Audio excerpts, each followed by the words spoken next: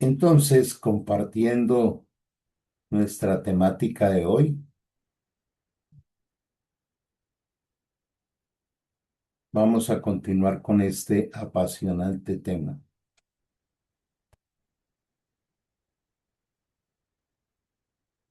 dándole la bienvenida de Contra la Corriente,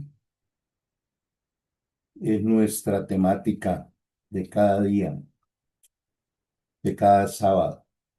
Entonces, les venía comentando que nosotros vivimos por procesos.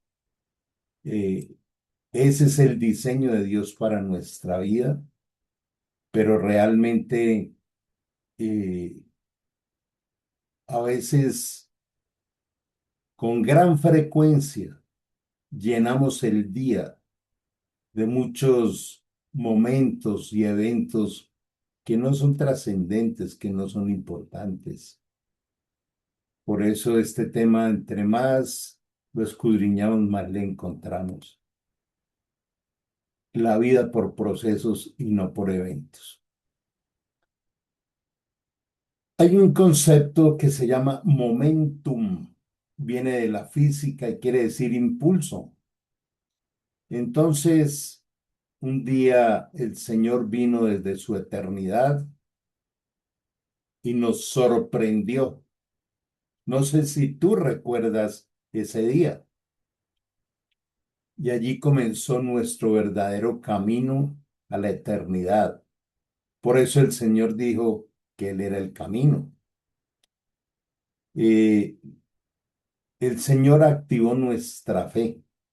Él colocó en nosotros una medida de fe para que la trabajemos. Y esa medida de fe que nos dio a cada uno es una medida de fe que es un regalo de amor, el regalo de amor. Para ver procesos siempre es bueno mirar dónde fue el comienzo, por dónde vamos y dónde es que vamos a llegar. Así se mide la vida. Si hoy nos vamos a exponer a la palabra de Dios es porque Él nos habla con su palabra, para que tomemos decisiones, para que diseñemos cómo lo vamos a practicar si es que le amamos. Por eso Él dice, el que me ama, practica mi palabra. Y al practicarla vemos los resultados y terminamos dándole la gloria a Él. Ese es el proceso diario. Momentum siempre lo he graficado como cuando un copo de nieve le da a otro exactamente en el sitio que lo pone a rodar. Y empieza a rodar y a rodar y entonces llega a ser un gran alud. Es como la palabra de Dios llega a nosotros y nos activa. Él nos trae el poder del Espíritu para activar nuestra alma. Quisiera dejar una pregunta y lo estaremos manejando más adelante. ¿Qué tanto mides, experimentas, buscas el poder de Dios? Recordemos cómo en el libro de los Hechos dice, recibiréis poder cuando haya venido sobre vosotros el Espíritu Santo. Y el apóstol Pablo decía, según el poder que actúa en nosotros. Esto tiene que ver con oraciones eficaces. Si yo oro y viene el poder, veo los resultados. Pero si mis oraciones son ineficaces, pues termino haciéndolo en mis fuerzas. Y esa es una de las grandes frustraciones de los cristianos, que vienen con un corazón tratando de que sea lo más sincero posible. Pero por eso dice en Romanos 8:26 que el Espíritu Santo nos ayuda porque no sabemos pedir como conviene. Entonces, cada vez que nos acercamos a la palabra de Dios, la idea es que se produzca un momentum, un impulso, un poder, una pasión y se cumpla lo que dice Isaías 55. que el dueño de la palabra la envía para que produzca el efecto para el cual fue enviada y no regrese a él vacía. ¿Qué tanto de la palabra de Dios que compartimos en cada espacio queda vacía? ¿Realmente somos tierra fértil para el Señor? Entonces en este pasaje dice, de hecho, sin fe es imposible agradar a Dios. Si vamos a hablar de las etapas del proceso hacia la eternidad, de ese camino hacia la eternidad, cada día debe comenzar con fe, porque sin fe es imposible agradar a Dios. Dios se toma el trabajo de preparar y diseñar un día para regalárnoslo, y cuando empezamos el día, otra vez comienzo, empezar el día que es una nueva etapa del camino, del proceso, lo caminamos sin fe, sin nutrir la fe, sin ver las obras de la fe. La fe sin obras es muerta. ¿Cómo está tu fe?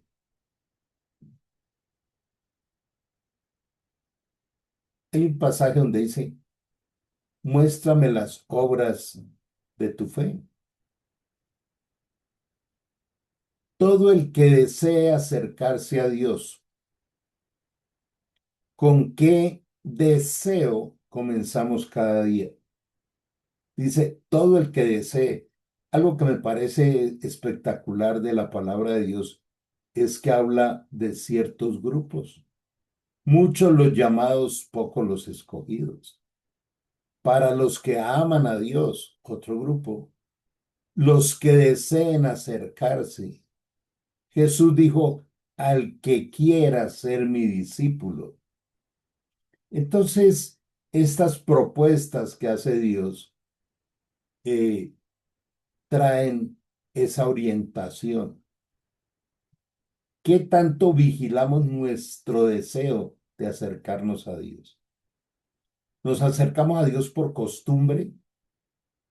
¿Nos acercamos a Dios porque, pues, imagínense, si no me acerco, entonces no me va bien? ¿O me acerco a Dios porque Él es Dios? Porque disfruto su presencia, porque disfruto conocerle cada día más, porque Él dice que la vida eterna es conocerle a Él, porque Él dice, iré contigo a donde quiera que vayas. Entonces, con Él hay proceso, con Él hay camino, no un día lleno de eventos humanos cotidianos. Dice, aquel que desee acercarse a Dios debe creer que Él existe. Claro, nuestro cerebro está súper entrenado en caminar por vista y no por fe. Entonces, quizá en algunos rincones de nuestra mente, cuando estamos orando o estamos tratando de relacionarnos con Él, como que hay esa sensación de que estoy solo, porque no lo veo. Pero fe es esa certeza de que Él está allí. Pero además de eso, ¿quién es ese Dios? Es nuestro Padre, es un Padre perfecto, es un Padre impresionantemente fiel. Nunca falla, nunca te dejaré, nunca te desampararé, nunca. Y que Él recompensa a los que le buscan con sinceridad. Mira cómo solo un versículo trae un contenido como para todo un seminario. Yo busco a Dios con sinceridad. Y antes de continuar, ¿qué tanto buscamos a Dios por lo que Él es y no por lo que necesitamos? Dios es amor y todos los que viven en amor viven en Dios y Dios vive en ellos. La conexión es amor. La común unión es amor. Entonces buscamos a Dios porque de verdad le amamos. porque nos deleitamos de Él. Como dice el Salmo 37:4, deleítate a sí mismo del Señor y Él te concederá las peticiones de tu corazón. Primero el deleite del amor, el deleite de un papá que me cuida todos los días, que me sorprende, que me disciplina, me aconseja, me consuela, me edifica todos los días. Yo decido si recibo toda esa acción de amor de Dios o no. Y dice que todos los que viven en amor viven en Dios y Dios vive en ellos. Y al vivir en Dios, nuestro amor crece hasta hacerse perfecto. Otra vez habla de proceso. Es un proceso de crecimiento en el amor hacia la madurez y el carácter de Cristo. Por eso, si vamos al comienzo, Juan 3, el que no nace de nuevo no podrá ni ver ni entrar al reino. Cuando habla de que ese amor va creciendo hasta hacerse perfecto, habla de proceso. Nosotros le amamos a Él porque Él nos amó primero. Él vino, nos impactó, generó ese momentum de fe y allí es el camino donde vamos. Vamos a ver otro personaje que nos trae una gran enseñanza y fue Simón convertido en Pedro. El primer periodo de Simón era pescador. Ahí lo encontró el Señor. Pescador fracasado, pero ahí comenzó. Nosotros debemos prospectar esta enseñanza en nuestra vida. ¿Dónde te encontró el Señor? ¿Recuerdas ese día? Yo recuerdo, me encontró un proceso terriblemente depresivo, alcohol, intentos de suicidio. Ahí me encontró el Señor. Trata de recordar ese momento. Había nacido en Bethsaida y residente en Cafarnaún. Simón trabajaba como pescador junto a su hermano Andrés y los hijos de Zebedeo. En el primer encuentro, Andrés presenta a Simón ante Jesús, que significa Cefas en arameo, o Pedro, que significa piedra. Es donde Dios le dice, mira Simón, yo te voy a convertir en un líder. ¿En qué nos ha convertido el Señor hoy en día? ¿Cuál era ese viejo hombre y quién es ahora? Segunda Corintios 5:17 dice, para los que están en Cristo, nueva creación son, nuevas criaturas son. Las cosas viejas pasaron y todas son hechas nuevas. ¿Podríamos separar esas dos cosas? ¿Cuál fue ese viejo hombre que quedó en la historia? Ese pasado que Dios dice que ni siquiera lo pensemos. Hay algunos aspectos, como vamos a ver más adelante, de las figuras literarias de la Biblia que se llaman los contrastes bíblicos, donde el Señor dice, no traigas a tu mente las cosas del pasado ni a tu memoria las cosas antiguas, porque yo todo lo hago nuevo, Isaías 43:18. Pero hay otros sitios que dice, recuerda de dónde te he levantado. Recuerda dónde estabas caído. Mira las sendas antiguas. Entonces, esos contrastes tienen un contexto específico para poder uno mirar a qué se refiere cada texto.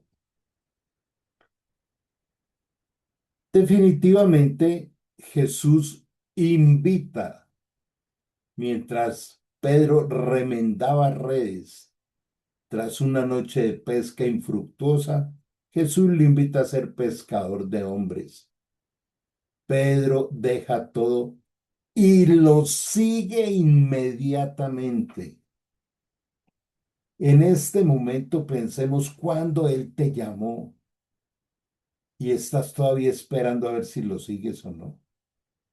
Una cosa es creer, otra cosa es seguirle. ¿Cómo estás siguiendo a Jesús? ¿Cómo es tu vida de seguir a Jesús? Él dice que los verdaderos hijos de Dios son guiados por el Espíritu Santo. Él nos guía inmediatamente.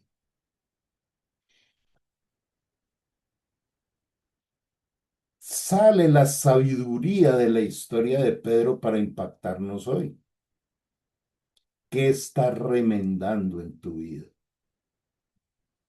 El que está remendando está tratando de tapar huecos con un esfuerzo humano, con una idea humana.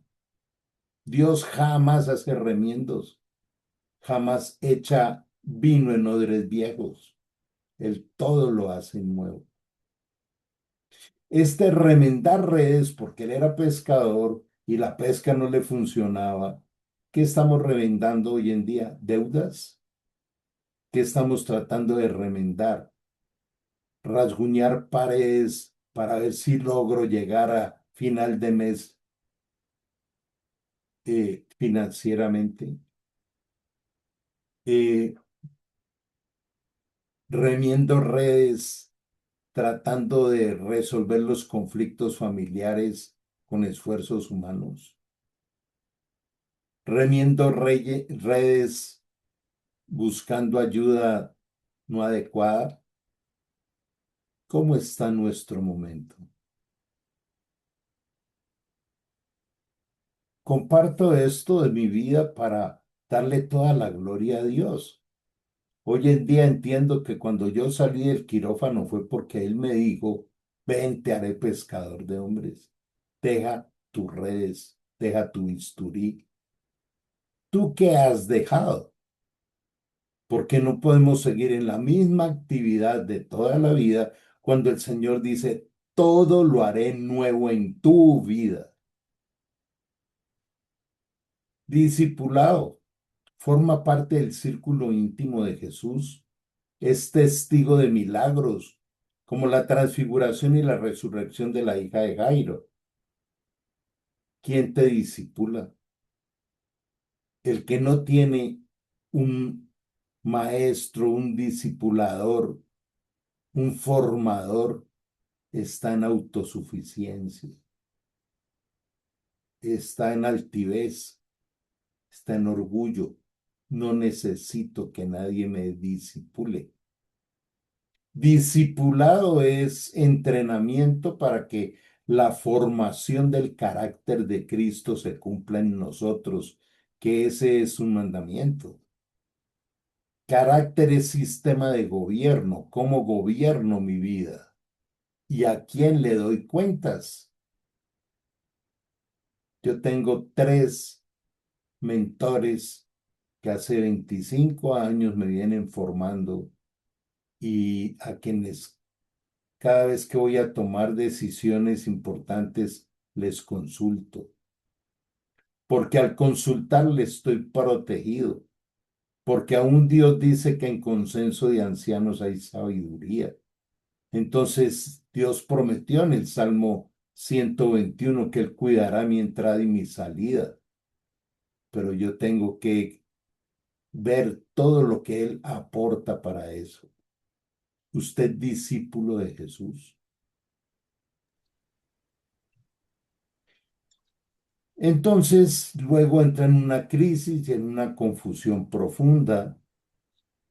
Cuando en Cesarea de Filipo, Pedro declara que Jesús es el Cristo, el Hijo del Dios viviente, y Jesús confirma que sobre esa roca, no sobre Pedro, sobre la roca que acaba de salir de la boca de Pedro, el Cristo es el Hijo del Dios viviente.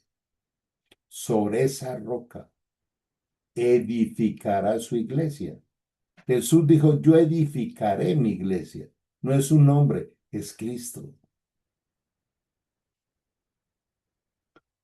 Durante la pasión, impulsado por el miedo, Pedro niega a Jesús 3 veces. Podría uno mirar como un espectador de esto, uy, pero ese Pedro sí era la embarrada. ¿Cuántas veces negamos a Jesús nosotros? ¿Cuántas veces nos da pena hablar de Jesús, evangelizar, hablar de Él? Somos cartas leídas, testificar de que Cristo vive en nosotros. Esta es hora de despertarnos. Yo no puedo cumplir con el mandamiento de ir y hacer discípulos si no soy discípulo. El que no está siendo discipulado no tiene autoridad para discipular. Aparece la misericordia, el amor, la sorpresa, la incalculable manera de identificar la misericordia de Dios. Es grande en misericordia y tardo para la ira. Tras la resurrección a orilla del mar de Galilea, Jesús le pregunta 3 veces, ¿me amas? ¿Y qué le dice al final? Pastorea mis ovejas, cuida mis ovejas. El que me ama, cuida mis ovejas. El que me ama conoce el estado de mis ovejas. ¿Cuáles son las tuyas? Si Dios hoy a través de su palabra está diciendo, ¿tú me amas? Cuida mis ovejas. ¿Dónde están? Recordemos esto. En el testamento de Jesús que está en Juan 17 le dice, Padre, aquellos que del mundo me has dado no son de este mundo. Y donde yo estoy, quiero que ellos estén también, para que mi gozo sea completo en ellos. Porque así como tú me enviaste, yo los envío a ellos.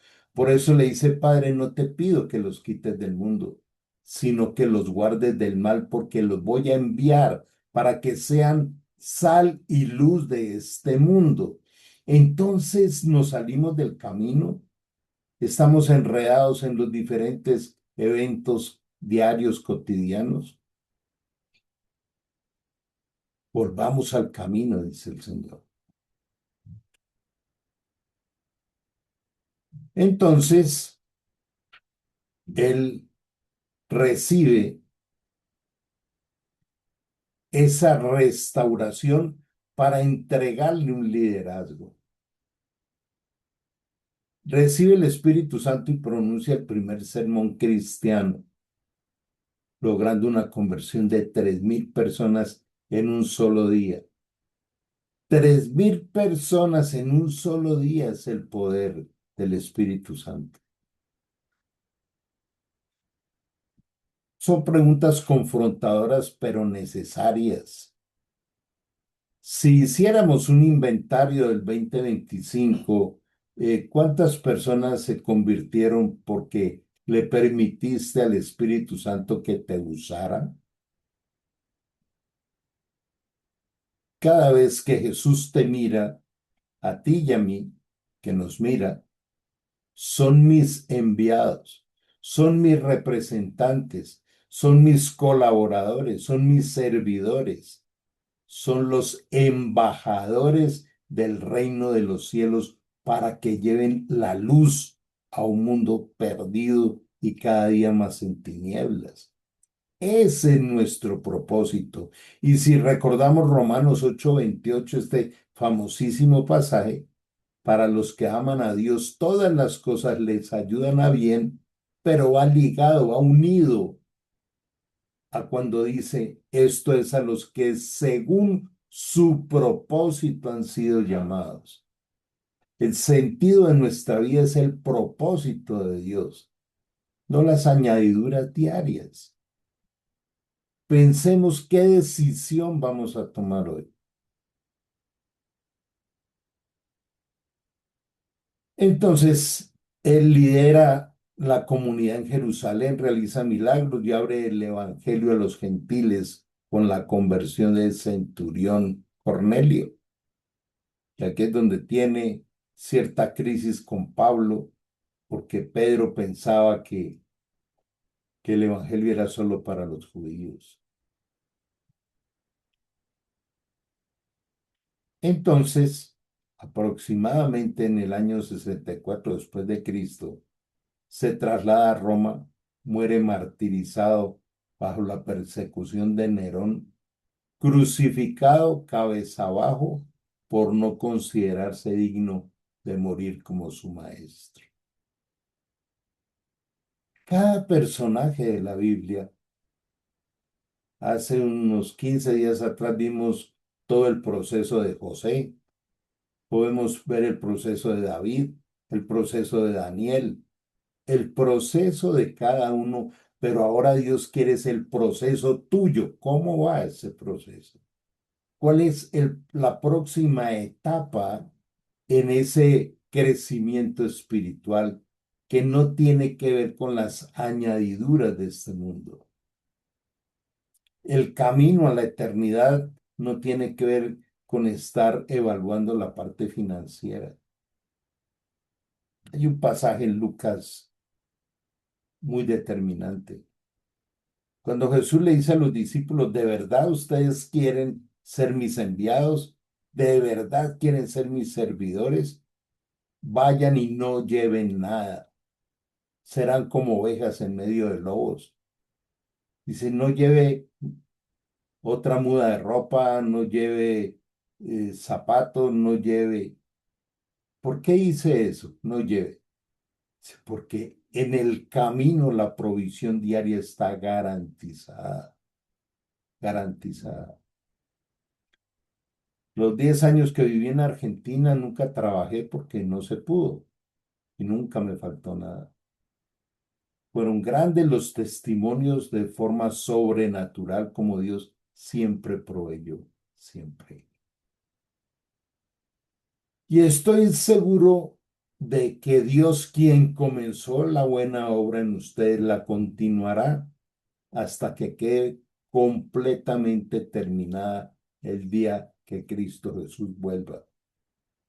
Este es un pasaje bastante relevante que ya lo hemos visto, pero ya Jesús comenzó la obra en ti, porque hay cantidades de personas que creen en Jesús de manera religiosa, pero la obra no ha comenzado. La religión te lleva a entender que tienes que hacer un esfuerzo humano para ganarte la salvación por obras. Pero el diseño de Dios es que por amor Él vino a regalarnos la salvación, no es por obras.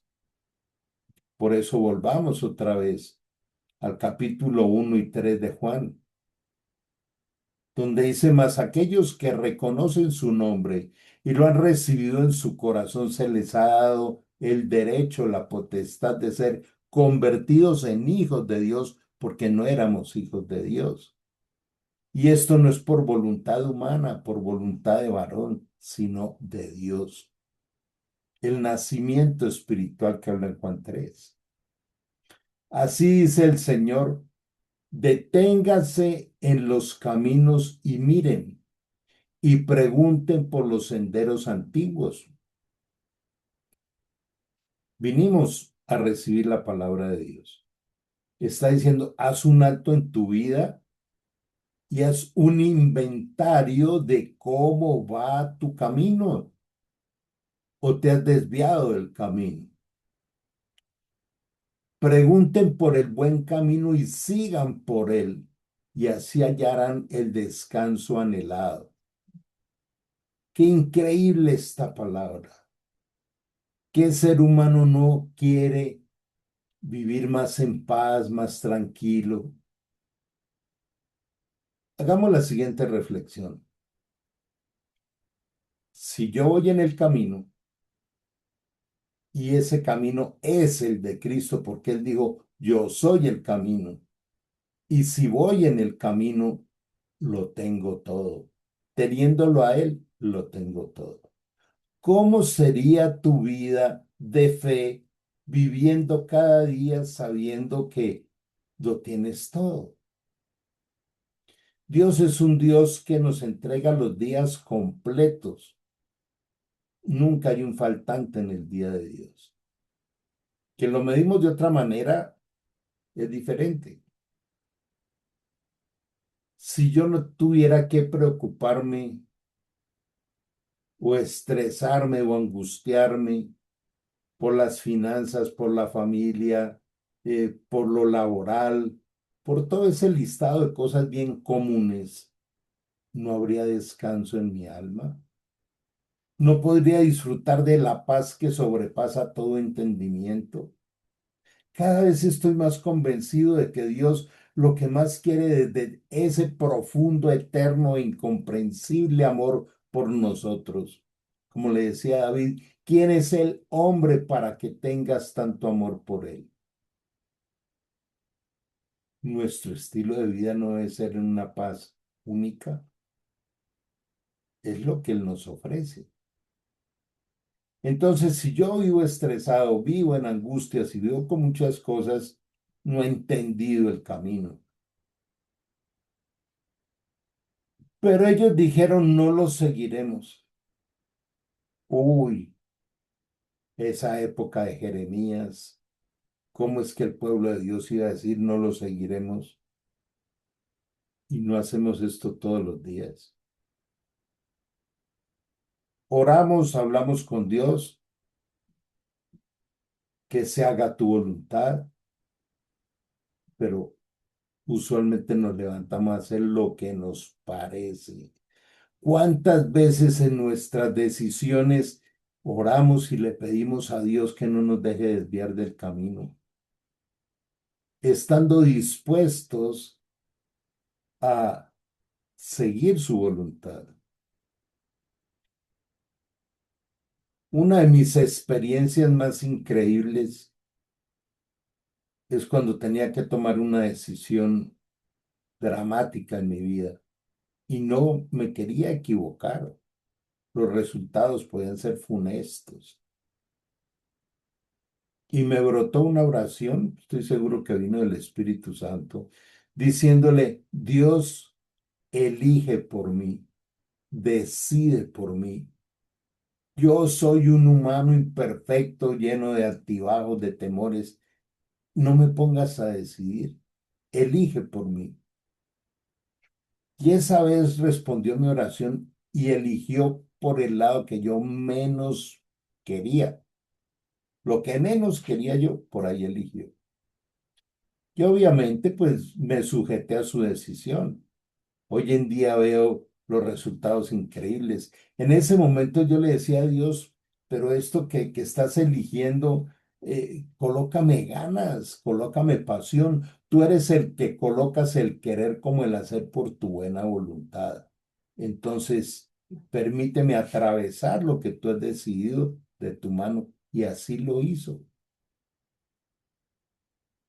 Pero hay esa rebeldía y esa terquedad del ser humano. Ellos dijeron, no lo seguiremos. ¿Qué indicadores del reino tienes? Cuando conducimos, hay unos semáforos que son indicadores. Cuando vamos a hacer una inversión financiera, hacemos todos los cálculos. Cuando alguien va a hacer un viaje, mira cómo está la llanta de repuesto, cómo están las cosas del auto. En todo, cuando uno va a operar un paciente, pues tiene que hacer toda la revisión de exámenes de esto, de lo otro, y aparte de eso, revisar la técnica quirúrgica, si se es responsable. No importa cuántos años lleve uno operando, hay que revisarlo. Y el camino a la eternidad, el camino que trajo Jesús, ¿cuáles son nuestros indicadores espirituales con los que nos evaluamos diariamente? Es un mandamiento. Ponte señales de lo alto en el camino, Coloca marcas por donde pasaste, fíjate bien en el sendero. Vuelve virginal Israel, vuelve a tus ciudades. Todo un mandamiento desde Jeremías para esa época, pero con una profunda aplicación en nuestros días. ¿Qué nos dice? Haz un alto en el camino. Revisa el proceso. Revisa si no te has salido del camino. ¿Quién guía el camino? ¿Tu manera de pensar y tus emociones? Proverbios 3 nos advierte, no seas sabio en tu propia prudencia. Aquí hay algo bien especial. ¿Por qué le dice a Israel, vuelve virginal Israel? Voy a hacer una pausa aquí. El pueblo de Israel rompió el pacto que se había hecho con Dios. Cuando los pactos que se hacen con Dios se rompen, comienza una nueva etapa. Dios se apartó de Israel porque Israel rompió el pacto. Lo que ocurre en los matrimonios. Cuando se rompe el pacto por parte de alguno de los dos y no tiene esa actitud de reconciliación y reparación, el pacto queda roto. Pero ¿por qué usa la palabra virginal? Esto lo aprendí en algún momento y me conmovía impresionantemente. Ustedes saben que yo me especialicé en la primera parte de mi vida en ginecología. Y algo que no se sabía era para qué servía el himen en la mujer. Eso no tenía ninguna función. Sabemos que en su primera, eh, en el inicio de su eh, conducta sexual, se rompe y hay sangrado. Qué tremendo entender que absolutamente todos los pactos de la Biblia se hacen con sangre. Por eso Cristo derramó toda su sangre en la cruz. Y cuando Dios establece el matrimonio bajo su diseño, cuando el hombre como sacerdote del hogar recibe a su mujer idónea, ese pacto debe tener el rasgado del velo y un sangrado que santifica el matrimonio. Esto era impresionante darnos cuenta de eso. En el templo se rasgó el velo cuando Cristo murió. Cuando Cristo derramó la sangre, se rasgó el velo que comunicaba el lugar santo con el lugar santísimo. Por eso dice, entren confiadamente ante la presencia del Señor, porque ya no hay esa limitante que había en el Antiguo Testamento de no poder entrar al lugar santísimo. Ahora lo podemos hacer porque es el camino que nos trajo el Señor. Todo lo que Dios ha creado y ha diseñado es para algo.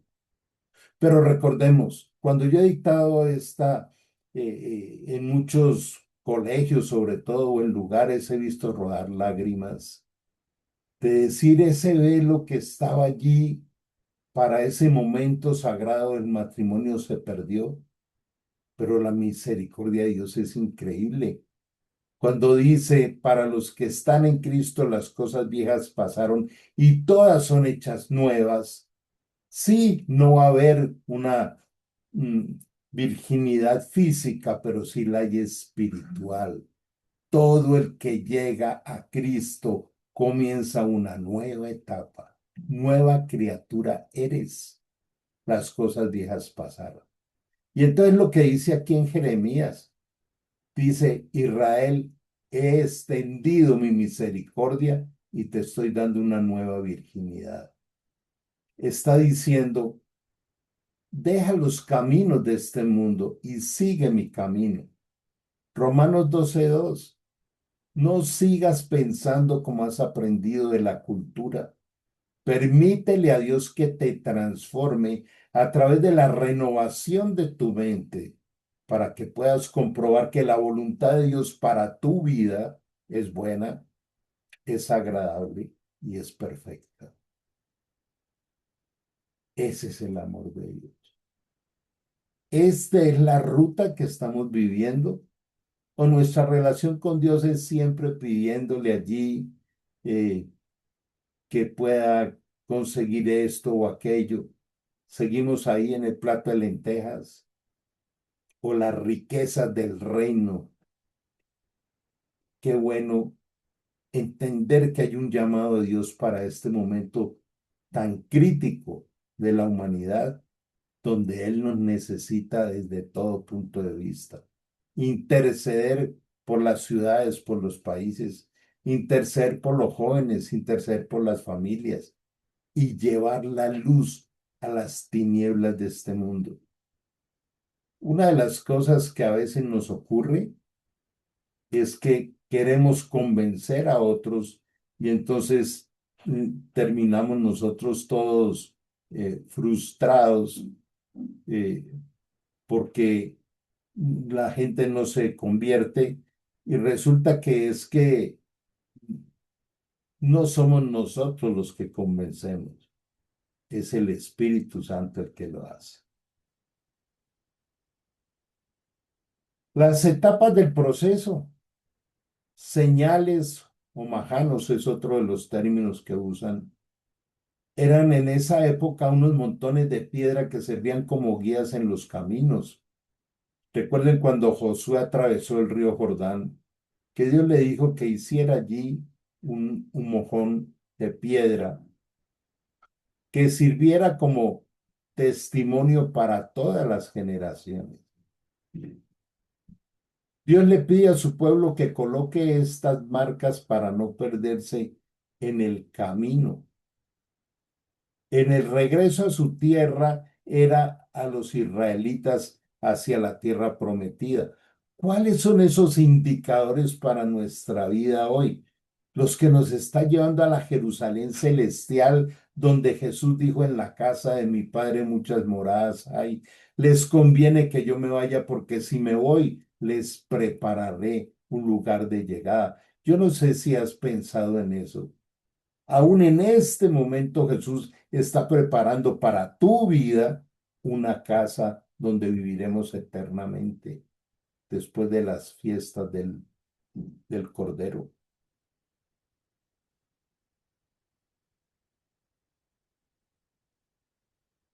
Con frecuencia comparto y los motivo a que los hagan cuando alguien ha fallecido y ha conocido, ha reconocido a Jesús, que habrá un reencuentro en la eternidad. En las bodas del Cordero nos reencontraremos. Si Dios me llevara hoy, yo les puedo decir con toda certeza, nos reencontraremos en las bodas del Cordero y viviremos eternamente en la Jerusalén celestial. El versículo enfatiza la importancia de reconocer el camino por donde fuiste, sugiriendo que el retorno requiere una reflexión sobre los pasos pasados y un arrepentimiento genuino para encontrar el rumbo correcto. Lo hemos visto en los sábados anteriores, porque Jesús dijo quién era y a qué había venido. Yo soy el camino, la verdad y la vida. Nadie viene al Padre si no es por mí. La restauración. Este pasaje forma parte de una sección conocida como el libro de la consolación, de los capítulos 30 y 31 de Jeremías, donde se profetiza el cautiverio y la restauración emocional y espiritual de Israel, y lo sigue haciendo ahora. Ahora somos el pueblo de Dios, el pueblo de Israel eterno, no el físico. Todo el tiempo, toda la voz que sale de la boca de Jesús que tiene palabras de vida eterna, constantemente está diciendo, te amo con amor eterno. Nadie te podrá separar de mi amor. No tengan miedo, nunca estén ansiosos, regocíjense, siempre regocíjense. Cuando le llegue un problema, tengan muchísima alegría. ¿Cómo entenderlo? Quiero compartir brevemente esto en la parte final. ¿Por qué Dios dice tenga muchísima, el máximo de alegría cuando le llegue un problema? Primero dice porque quiero probar tu fe y es necesario que te vengan muchas pruebas y la fe te va a producir paciencia durante el proceso. Pero la alegría es de qué? ¿Cómo voy a tener muchísima alegría si me está llegando un problema? Porque Dios dice, bástate mi gracia, porque mi poder se perfecciona en tu debilidad. Entonces la alegría es que tengo la certeza, tengo la fidelidad de Dios de que me va a dejar maravillado con lo que Él hará a través de este problema. Quizá lo hemos escuchado. Dile al problema quién es tu Dios. Es eso.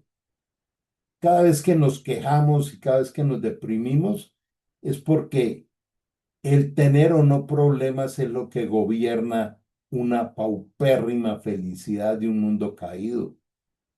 Pero el gozo del Señor está basado en la certeza, en la convicción, que es la fe, de que Dios me sorprenderá pasándome al otro lado. Cuando pases por el fuego, no te quemarás. Y también identidad. Identidad, como les explicaba ahora, de una nueva etapa espiritual. He tomado todos tus pecados y los he enterrado en el fondo del mar, y te prometo que nunca jamás me acordaré de ellos, dice en una de las cartas de los profetas menores. ¿Qué tanto creemos en eso? Si Dios tomó todos nuestros pecados y los enterró en el fondo del mar, y dice, yo solo voy a ver lo nuevo en ti. Isaías 1:18 dice, ven y resolvamos tus cosas, que por rojo encendido que sea tu pecado, te dejaré como nieve blanca, y si es rojo como el carmesí, como blanca lana quedará. Dios es un Dios que siempre piensa en lo nuevo, siempre piensa en una restauración integral, siempre piensa en todos los días al abrir los ojos tenemos la oportunidad de abandonar el pasado y seguir en otra etapa del camino hacia lo nuevo. Les invito a que se suscriban a nuestro canal, ahí están todas las enseñanzas, que las puedan compartir para que se extienda, es otra forma de extender el reino. Y que Dios siga multiplicando la vida de los dadores alegres y generosos que nos ayudan a soportar financieramente todo lo que hacemos, tanto en la web como físicamente.